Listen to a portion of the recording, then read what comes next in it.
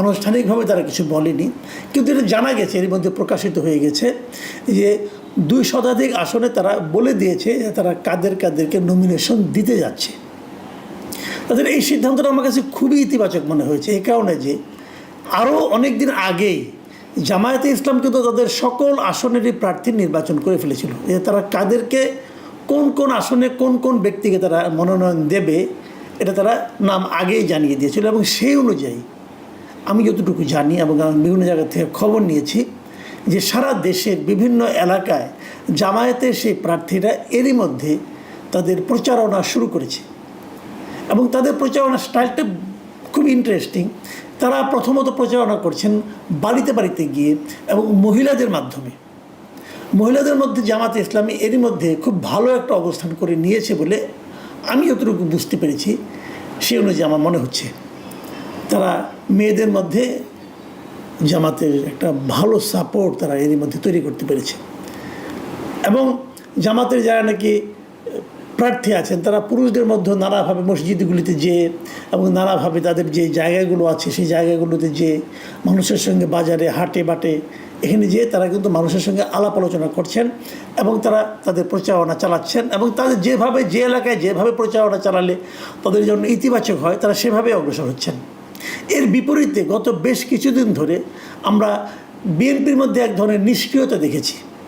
কে নির্বাচনে মনোনয়ন পেতে যাচ্ছেন এটাই তারা ঠিক করতে পারেননি এবং কোনো কোনো জায়গায় বিচ্ছিন্নভাবে আমরা চাঁদাবাজি এবং নানা ধরনের দখলবাজির খবর পেয়েছি যা নাকি বিএনপির জন্য নেতিবাচক ছিল।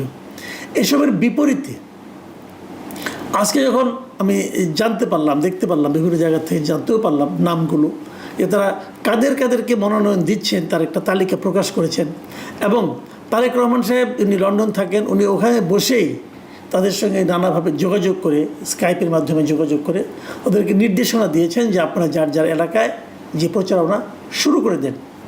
এটাতে ভালো যে জিনিসটা হবে সেটা হলো যদি ওই এলাকায় কোনো বিদ্রোহী প্রার্থী থাকেন অথবা যদি আরও কারোর মধ্যে কোনো রকম খায়েশ থাকে তা কিন্তু আগামী 1-1.5 মাসের মধ্যে প্রকাশিত হয়ে যাবে। যখন প্রকাশিত হয়ে যাবে তখন তার ব্যাপারে আলোচনা করা, তাকে বোঝানো, তাকে প্রভাবিত করা অনেক কিছুই কিন্তু সহজ হবে। কিন্তু এটা যদি একদম শেষ মুহূর্তে ঘোষণা করা হতো প্রার্থীরা তখন হয়তো ওদেরকে থামানোর আর সুযোগ পাওয়া যেত না। এটা আমি মনে করি বিএনপির দলীয়ভাবে খুবই ইতিবাচক একটা পদক্ষেপ এবং সেই পদক্ষেপের ফল কি হয় আমার মনে হয় খুব শিগগিরই এর ফল আমরা দেখতে পাবো। এবং বাকি যেগুলো বাকি আছে, যেগুলো যতটুকু শুনেছি যে আরও প্রায় 100 মতো বাকি আছে, সেগুলো বিএনপি খুব দ্রুতই সমাধান করতে পারবে বলে আমার ধারণা। তো এইগুলো গেল একটা দিক এবং এর মধ্যে দেখলাম বেশ কয়েকজন যারা বিএনপি করেন না তাদেরকে পর্যন্ত মনোনয়নের কথা প্রাথমিকভাবে সবুজ সংকেত দেওয়া হচ্ছে। এর মধ্যে আন্দালিব রহমান পার্থ আছেন গুলশান এলাকায়, মোহাম্মদপুর এলাকায় ববি হাজ্জাজকে নমিনেশন দেওয়া হয়েছে বলে জানতে পেরেছি। তো এই সমস্ত প্রার্থীরাও কিন্তু বেশ আমার কাছে মনে হয় যে বেশ উজ্জ্বল প্রার্থী। এরা এখানে প্রার্থী হলে পর ভালোই হবে আমার মনে হয়। সব মিলিয়ে বিএনপি এখন থেকেই যেন একটা তাদের যে আগের প্রতিশ্রুতি একটা ছিল জাতীয় সরকার দিকে যাওয়ার, সেদিকে সম্ভবত তারা অগ্রসর হচ্ছে। এসবের বিপরীতে একটা হালকা খবরের কথা বলি, ওটা হালকাই বটে। হালকা হলে এরকম, আজকে জাতীয় নাগরিক পার্টির মুখ্য সমন্বয়ক মানে এনসিপির মুখ্য সমন্বয়ক নাসিরউদ্দিন পাটোয়ারি তিনি আজকে নির্বাচন কমিশনে গিয়েছিলেন তাদের নিবন্ধন এবং প্রত্যেকের সমস্ত বিষয়ে কথা বলার জন্য। এবং ওখান থেকে বের হয়ে এসে তিনি তার বরাবরের মতো আগে যেগুলি করতেন এখনও সেরকম মানে একটা ভবিষ্যৎবাণী করে দেন। সেই ভবিষ্যৎবাণী উনি যেটা করেছেন সেটা আবার কিন্তু আমার মনে হয় বিশেষ অনেক লোকের মধ্যে বেশ কৌতূহলের উদ্রেক করবে। সেটা কি উনি বলেছেন, তার মানে 150টা আসন যদি তারা পেয়ে যায় তাহলে তারা সরকার গঠন করবে। আবার দুদিন আগে গত শুক্রবারে দেখলাম চট্টগ্রামে জামায়াতে ইসলামের একজন মানে সংগঠক এবং সেন্ট্রাল লিডার একজন তিনি বলছিলেন যে এবার জামায়াতে ইসলামী সরকার গঠন করবে, বিএনপি যাবে এই বিরোধী দলে। তো উনি জামায়াত এবং বিএনপির মধ্যে একটা কম্পিটিশন দেখছেন, উনি এনসিপিকে পাত্তাই দিচ্ছেন না। আবার এদিকে এখন দেখছি এনসিপি তাদেরকে বিএনপিকে একটা পাত্তা দিচ্ছেন। তিনি বলছেন যে বিএনপি 50 থেকে 100টা মতো আসন পাবে, ধরে যদি 100টাই পায়, আর ওনারা পাচ্ছেন হলো গিয়া 150টা, 250, তাহলে জামাতের জন্য তো থাকে মাত্র 50টা, জামাতকে বাকি 50টা সবগুলি পাবে। যদি পায় তাহলে জামাতের কি হবে? জামাতে তাহলে বিরোধী দলেও থাকলেও 3 নম্বর দল হিসেবে থাকতে হবে। তো হিসেবটা যেন কেমন হয়ে গেল না। এইগুলি হয় কি সাধারণ মানুষের মধ্যে এক ধরনের কৌতুকের জন্ম দেয়। নাসিরুদ্দিন পাটোয়ারি সাহেবকে বুঝেন আমার মনে হয় না, ওনাকে বলে লাভ নাই। বাট ওনার যারা নেতা আছেন, ওনার দলের যারা লোক আছেন, তাদেরকে মানে আমি বলতে চাই যে আপনারা এই পাটোয়ারি সাহেবকে একটু থামান। হ্যাঁ, পাটোয়ারি সাহেব যেগুলো বলছেন এগুলো তো মানুষ হাসাহাসি করছে আপনাদের নিয়ে। আপনার কয়টা আসন পাবে? আমি কয়েকদিন আগে একটা জায়গায় একটা টকশোতে একটা মানে আপনার আলোচনায় আমি বলেছিলাম যে এই এনসিপির টোটাল ভোট ইসলামী আন্দোলনের অর্ধেক ভোটের সমান হবে কিনা আমার সন্দেহ আছে। আমি আরও এক জায়গায় বলেছিলাম যে এনসিপির কোনো একজন প্রার্থী যদি এই নির্বাচনে মানে দ্বিতীয় স্থানে তবে জামানত রক্ষা করতে পারে, সেটাই হবে তাদের সাফল্য। এগুলি যে আমি বলেছি এটা কিন্তু এনসিপির প্রতি আমার কোনো রকম মানে আপনার নেগেটিভ দৃষ্টিকোণ থেকে বলিনি, আমি আমার অবজারভেশন থেকে বলেছি। আমি তো দিন দুনিয়া একটু খোঁজখবর রাখি বা খবর টবর তো রাখি, সেখানে এনসিপির অবস্থা তো ভালো না, কোথাও ভালো না। আপনারা স্টুডেন্টদের মধ্যে আছেন, স্টুডেন্টদের নিয়ে আপনাদের দল, ছাত্রদের মধ্যে আপনাদের বিপুল জনপ্রিয়তা থাকার কথা। ডাকসু নির্বাচনে 5 নম্বর 6 নম্বর হয়েছেন ভাই। জাকসু নির্বাচনে আরও খারাপ করেছেন। শুনলাম যে চাকসু নির্বাচন নাকি দাঁড়াবেনই না ভয়ে। তো এই শক্তি নিয়ে আপনারা যখন নির্বাচনে 150 আসন পাবেন বলে ঘোষণা দেন, মানুষ তো আপনাদের নিয়ে হাসাহাসি করে। এটা কি বোঝেন আপনারা? একটু বোঝার মতো সক্ষমতা আপনাদের আছে? আমি অনুরোধ করব যে পাটোয়ারি সাহেবকে দয়া করে আপনারা থামান। এরা তো আপনাদেরকে সারা দেশের ভোটারদের সামনে হাসির পাত্র করে তুলছেন। কি বলবো, যাই হোক, নির্বাচনের সময় অনেকে বাড়িয়ে বাড়িয়ে কথা বলে, এটা নতুন কিছু না, কিন্তু তারও তো একটা মাত্রা আছে, একটা সীমা আছে না। এই দুটোই নির্বাচনের বড় খবর আমি মনে করি। তারপরে আমি আশা করব যে এনসিপিও সতর্ক হয়ে চলবেন, ভালোভাবে কথা বলবেন। এনসিপি যদি কারোর সঙ্গে জোট করতে পারেন তখন একটা সম্ভাবনা আছে, সেই জোটেরও তো কোনো সম্ভাবনা দেখছি না। এনসিপির ভবিষ্যতে আসলে খুব বেশি আশাবাদী হওয়ার সুযোগ নেই। তবে বিএনপির যে রাজনৈতিক যে প্রজ্ঞাটা তারা দেখিয়েছে প্রার্থী ঘোষণা করে, আমি এটাকে খুবই সমর্থন করি এবং আমি মনে করি এর ইতিবাচক ফল বিএনপি পাবে। বিএনপির উচিত হবে এই প্রার্থীদের পক্ষে দলের অন্য যারা সম্ভাব্য প্রার্থী আছেন তারা এখন থেকেই মাঠে নামছেন কিনা এই জিনিসটাকে মনিটরিং করা। তারা যদি এখন থেকে এটা মনিটরিং করতে পারেন তাহলে আমার মনে হয় যে বুঝতে পারবেন যে আগামী দিনগুলিতে তাদের কী পদক্ষেপ নিতে হবে। অনেকে হয়তো বলবেন যে আমি তাহলে বিএনপির পক্ষ নিচ্ছি কিনা, বিএনপিকে ভালোভাবে বুদ্ধি দিচ্ছি না। বুদ্ধি আমি সবাইকে দিই। আমি চাই যে বিএনপি যেন পূর্ণ শক্তি নিয়ে ইলেকশনটা করে, জামাতে ইসলাম যেন তাদের পূর্ণ শক্তিকে একত্রিত করে ইলেকশনটা করে, এমনকি এনসিপি যারা 150 আসন পেতে চাচ্ছে তারাও যেন তাদের পূর্ণ শক্তি নিয়ে একত্রিত হয়ে ইলেকশন করে। বিদ্রোহী প্রার্থী থাকলে পরে অনেক সময় হয় কি ওই পার্টির শক্তিটা বোঝা যায় না। বিদ্রোহী প্রার্থী চাই না, সবাই যার যার দলের আদর্শ নিয়ে পূর্ণ শক্তি একত্রিত করে নির্বাচন করুন। জনগণ যাকে নির্বাচন করে তিনি নির্বাচিত হবেন। তবে এই নির্বাচনের যে হাওয়া লেগে যাওয়া এটা কার্যকর হোক আগামীতে। কর্মসূচিতে কেন তারা যাচ্ছেন এটা নিয়ে অনেক জল্পনা কল্পনার পরে থলের বিড়াল বেরিয়ে আসছে। আসল রহস্য নিয়ে আপনাদের সঙ্গে কথা বলতে চাচ্ছি। যে যেখানে আছেন ভালো থাকবেন। নিউ ইয়র্কের একটা দায়িত্বশীল সূত্র গণমাধ্যম থেকে জানানো হয়েছে নিউ ইয়র্কে জাতিসংঘের অধিবেশনে ডক্টর মোহাম্মদ ইউনূস, বিএনপি, জামাত ইসলাম এবং এনসিপির নেতৃবৃন্দদের নেওয়ার আসল রহস্য জাতিসংঘের অধিবেশন কক্ষে তাদের বসিয়ে রেখে অধিবেশন দেখানো মুখ্য না। মুখ্য হচ্ছে তারা যে নিজেরা বিরোধে লিপ্ত হয়েছে এই বিরোধ নিষ্পত্তি করার জন্য দেশে এই সকল রাজনৈতিক দলের নেতৃবৃন্দদেরকে ডক্টর ইউনূসের অফিসে অথবা তার বাসভবনে ডাকাডাকি হলে অন্যদেরও প্রশ্ন উঠবে যে আমাদের কেন নয়। এরকম নানা প্রশ্ন এড়াবার জন্যই নিউ ইয়র্কে একটা বৈঠকের উদ্দেশ্য নিয়েই তাদেরকে সেখানে নিয়ে যাওয়া হচ্ছে। এবং এ বিষয়ে জামাতের শীর্ষ নেতৃবৃন্দ, বিএনপির শীর্ষ নেতৃবৃন্দ সম্মতি দিয়েছেন, আর এনসিপি তো ইউনূসের নিজস্ব দল। সিদ্ধান্তের ক্ষেত্রে প্রাধান্য দেওয়া হচ্ছে যে যদি কোনোভাবে এরা মীমাংসায় উপনীত হয় তাহলে এদের জন্য একটা শেষ রক্ষা কবচ হবে। আর যদি উপনীত না হয় তাহলে কঠিন পরিস্থিতির মোকাবেলা করতে হবে সকলকে। সেক্ষেত্রে ইউনূসও ছেড়ে দে মাকে দে বাঁচি, তিনি সবকিছু ফেলে রেখে চলে যাবেন এমন হুঙ্কার দিয়েছেন তিনি। অন্যদিকে বিদেশে থাকা আওয়ামী বিরোধী অনলাইন অ্যাক্টিভিস্টরাও এর সঙ্গে সম্পৃক্ত হয়েছেন। তারা বলেছেন শেখ হাসিনা এবং আওয়ামী লীগের যে বিচার কার্যক্রম চলছে, এই বিচার কার্যক্রম ভণ্ডুল হয়ে যাবে। সারা বাংলাদেশে তাদের কথিত জুলাই আগস্ট আন্দোলনে যারা মারা গেছেন সেই সকল বিষয়ে যতগুলো হত্যা মামলা হয়েছে, অন্যান্য মামলা হয়েছে, সেই মামলার কার্যক্রমও আর সামনে এগোতে পারবে না। অন্যদিকে আওয়ামী লীগ ভারতের সাহায্যে এবং দেশে আওয়ামী লীগের যারা সহযোগী আছে 14 দল জাতীয় পার্টি, তাদের নিয়ে আওয়ামী লীগ যে কোনো সময় হামলে পড়বে। সেই হামলা ঠেকাবার জন্য বাংলাদেশে প্রতিরক্ষার জন্য ইউনূস সরকারের নতুন কোনো ব্যবস্থা নাই। এক্ষেত্রে পুলিশের উপর আস্থা রাখতে পারছেন না, সেনাবাহিনী কি করবে সে বিষয়ে তারা সন্দিহান। ফলে পুলিশ এবং সেনাবাহিনী যদি পক্ষে না থাকে, তারা যদি নিরপেক্ষ হয়ে যায়, নীরব হয়ে যায়, সেক্ষেত্রে আওয়ামী লীগকে ঠেকানো সম্ভব হবে কিনা। অন্যদিকে আওয়ামী লীগকে সাহায্য করার জন্য পার্শ্ববর্তী দেশ থেকে যা করা দরকার সেটা তারা করবে। এই পরিস্থিতিতে 2024 সালের 5 অগস্ট শেখ হাসিনাকে সরিয়ে তারা যে তাদের কথিত বিপ্লব, সেই বিপ্লব সম্পূর্ণরূপে ভণ্ডুল হয়ে যাবে। শুধু তাই না, সংবিধান ভঙ্গের দায়ে, রাষ্ট্রদ্রোহিতার অভিযোগে এই সকলে ভয়াবহ পরিস্থিতির মুখোমুখি হবে। এখন এই পরিস্থিতির মুখোমুখি হবেন নাকি সমঝোতা করবেন, এই প্রশ্নে তাদেরকে সমন্বয় করার জন্য নিউ ইয়র্কে নেওয়া হয়েছে। এবং সেক্ষেত্রে একটি দায়িত্বশীল সূত্র জানিয়েছে, সেক্ষেত্রে আমেরিকার একটি এজেন্সি গুরুত্বপূর্ণ ভূমিকা পালন করবেন।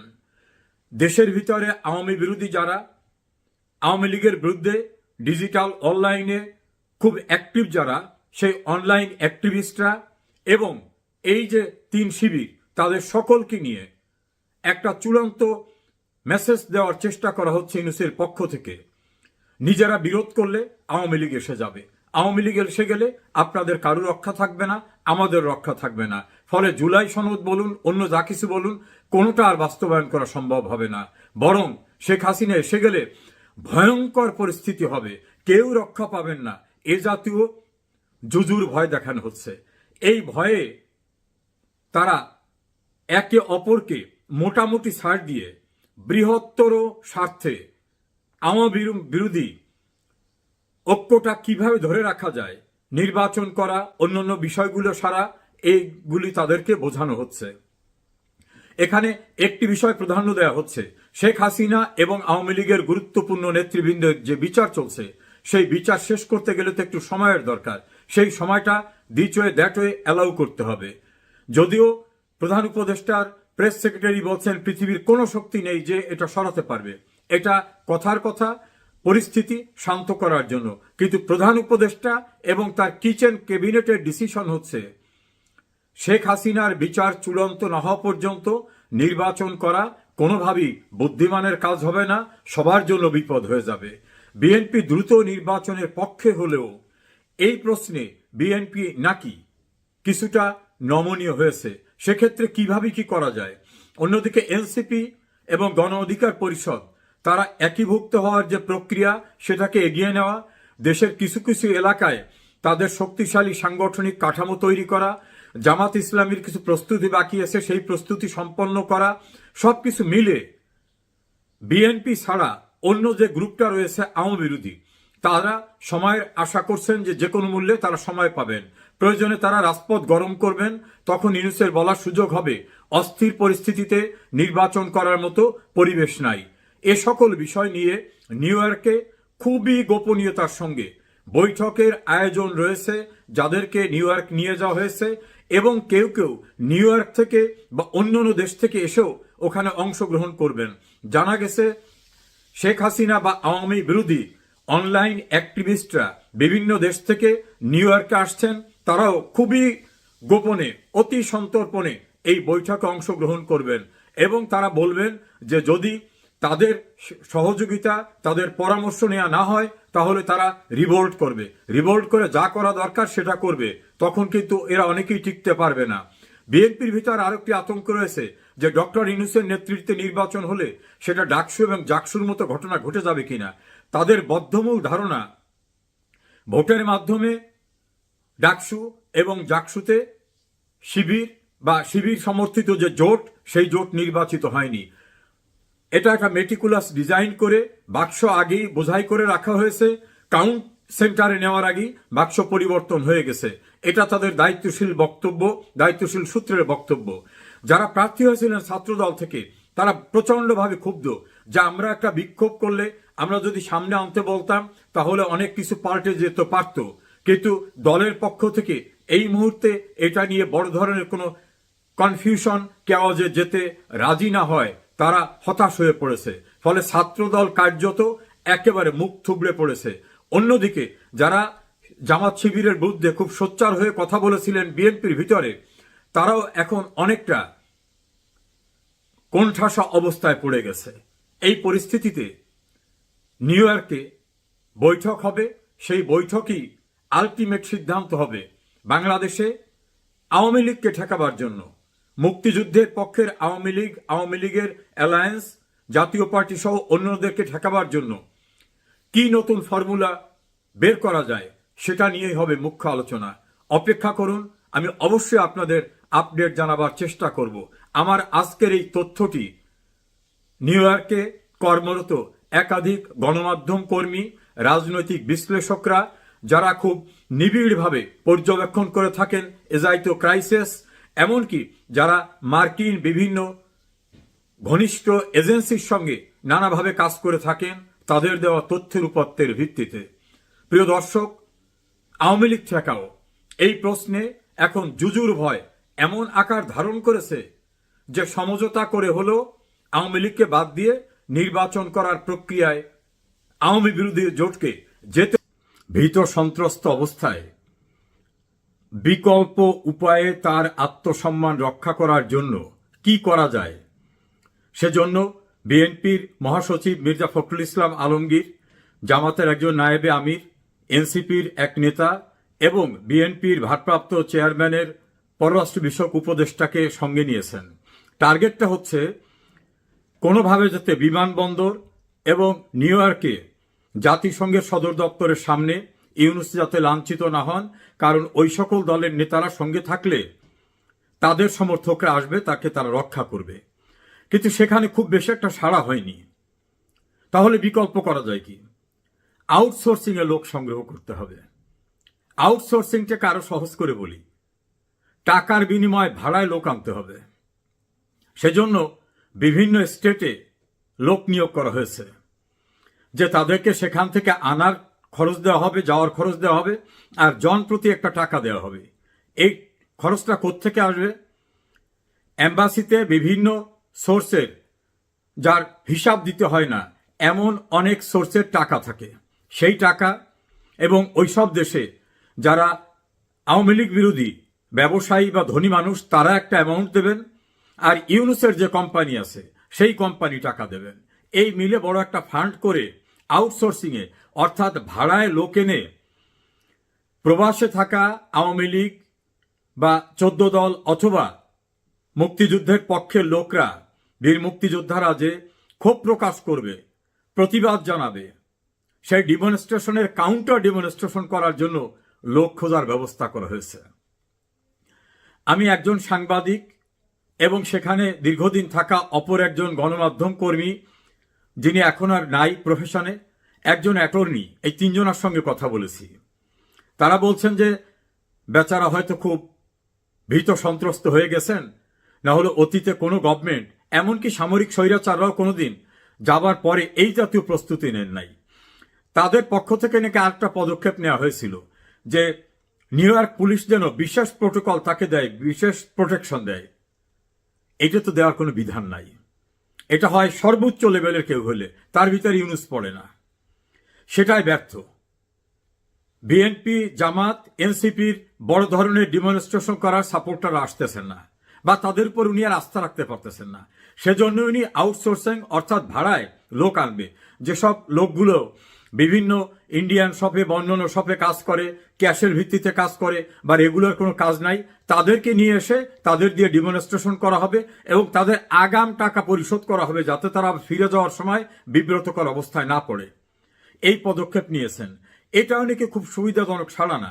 তখন আর একটি পদক্ষেপ নিয়েছেন যে কনসুলেটে প্রতিবাদ জানাতে যাওয়া প্রবাসী বাঙালিদের আওয়ামী লীগের লোক হিসাবে ট্রিট করে তাদের বিরুদ্ধে মামলা হয়েছে, বেশ কয়েকজনকে গ্রেপ্তার করা হয়েছে। এইটা কনসুলেট জেনারেল থেকে বাইরে ছড়িয়ে দিয়েছে। এবং সেখানে যে প্রেস মিনিস্টার, তিনি এইটা নাকি বিভিন্ন ভুয়া পোর্টালে প্রচার করিয়েছেন। টার্গেটটা হচ্ছে এই খবরটা গেলে অনেকে অ্যাসাইলাম সিকিং আছে, কারো কেস পেন্ডিং আছে, কেউ ইনডেফিনিট পিরিয়ডের জন্য আছে। তারা যদি মামলায় পড়ে তাহলে তাদের এই অ্যাসাইলাম সিকটা অ্যাপ্রুভ হবে না, ফলে ভয় ভীতির ভিতর তাদের রাখা যায় কিনা। এইটা আবার গত রাতে একজন ইউটিউবার, তিনি অ্যাটর্নি মঈন চৌধুরী, সাংবাদিক দীপু সহ আরো কয়েকজনকে এনে আলাপ আলোচনার ভিতর থেকে প্রকাশ করে ফেলছেন যে এই ঘটনাটা সম্পূর্ণরূপে মিথ্যা। আওয়ামী লীগের কোনো লোক গ্রেপ্তার হয়নি। তাছাড়া ওই দেশে মামলা হয়, মামলার তদন্ত হয়, তারপরে গ্রেপ্তার হয়, তদন্তের পর্যায়ে। তো এখন পর্যন্ত কোনো মামলাই হয়নি। তা মামলাই যদি না হয় তা গ্রেপ্তার হয় কিভাবে? অন্যদিকে ইউএস আওয়ামী লীগের সভাপতি ডক্টর সিদ্দিকুর রহমান, তিনি প্রেসকে বলছেন যে একটা লোকও আমাদের কোথাও গ্রেপ্তার হয়নি। প্রশ্ন উঠেছে, ডক্টর ইউনূস একটা সফরে যাওয়ার জন্য এত মিথ্যাচার, বিরোধী দলের লোক নেওয়া, ভাড়ায় লোক আনা, আউটসোর্সিং যেটাকে, নিজের হাইকমিশনকে ব্যবহার করা, নিজের এনজিওর লোকদেরকে সেখানে উপস্থিত রাখা, এত কিছু করার পরেও নাকি সুবিধাজনক অবস্থায় নাই। তার হয়ে একজনে নাকি প্রবাসে থাকা অনলাইন অ্যাক্টিভিস্ট যারা শেখ হাসিনার বিরুদ্ধে খুব সোচ্চার থাকেন, তাদেরকে নাকি অনুরোধ করেছিলেন যে আপনারা কিছু লোকটোক এখানে পাঠান। তাতেও নাকি খুব ভালো সাড়া পাওয়া যায়নি। এত কিছু করার পরেও ইউনূস আতঙ্কে রয়েছেন যে প্রবাসীদের ক্ষোভের মুখে তার অবস্থা কি হয়ে দাঁড়াবে। তার অতীত অভিজ্ঞতা আবার ভালো না। তিনি লন্ডনে গেছিলেন, সেখানে যে হোটেলে ছিলেন, হোটেল থেকে বের হওয়ার মতো অবস্থাই ছিল না, প্রবাসীদের এত তীব্র ক্ষোভ। তার যিনি মাস্টার মাইন্ড, তথ্য সম্প্রচার উপদেষ্টা, তিনি নিউ ইয়র্কে অপদস্থ হয়েছেন, লন্ডনে অপদস্থ হয়েছেন, জাপানে গেছেন, আরেকজন জাপানে অপদস্থ হয়েছেন। বাংলাদেশের ভিতরে আসিফ নজরুল এবং তার যে গোয়েবলস শফিক, তারা মাইলস্টোন স্কুলের দুর্ঘটনা, সেখানে গিয়ে 9 ঘন্টা অবরুদ্ধ ছিলেন।